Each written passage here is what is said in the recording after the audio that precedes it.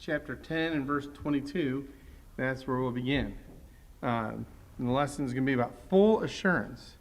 First of all, I'd like to thank everybody who has sent me many cards that I've gotten over the last, I don't know, it's been now 2 or 3 months. The many calls, the texts, everybody checking in on me. I really do appreciate it.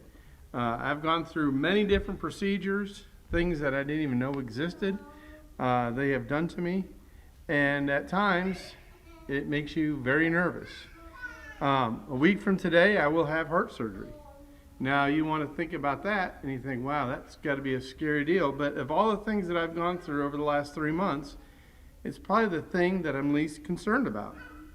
I've known the doctor who's going to do it for 25 years. He performed 2 of my previous heart surgeries. And so I do have trust in him. I do have trust, confidence in things, and a conviction that he is able to do it. I have some assurance that he could do it.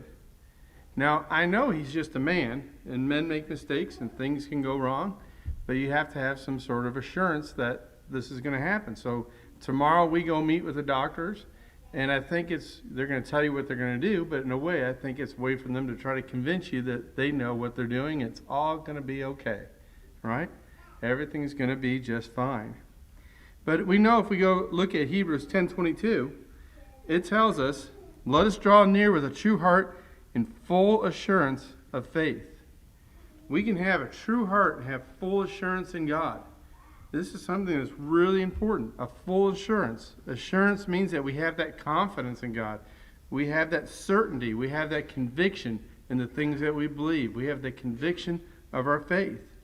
These things are important. We should all, as Christians, have a full assurance in that full belief. If we turn over to 2 Timothy, 2 Timothy chapter 1 and verse 12,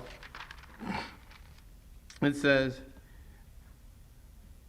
for which cause I also suffer these things. Nevertheless, I am not ashamed, for I know whom I have believed, and have persuaded that he is able to keep that which I have committed unto him against that day.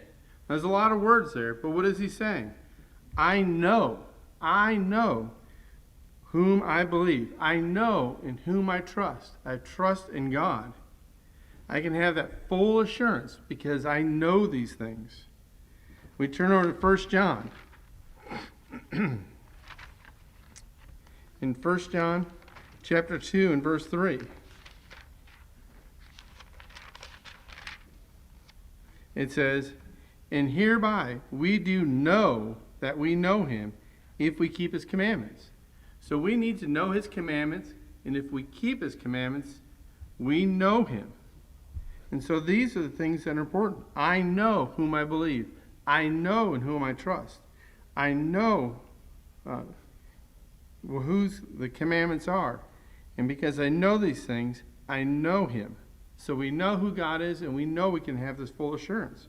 If you drop down to verse 5, it says, but whoso keepeth his word, in him verily is the love of God perfected. Hereby know that we are in him. So we can have this in our lives. We can have this full assurance, this full belief, and this full faith. But it comes from what? Having the confidence, the certainty, the conviction. And that I know whom I believe. I know in whom I trust. I know that I'm in him. And I know we are in, and we know we can do these things. And we know we can keep his commandments. And we know that we are in him. And we know we can go to heaven. We have this full assurance. There should never be a doubt in our minds of what we know and that we have this full assurance. And tonight, if you're here and you don't have that full assurance, you have the opportunity to come forward and be baptized. If you're a Christian, if you're in the way, whatever your needs may be, you can have that full assurance if you come forward as we sing the song of encouragement.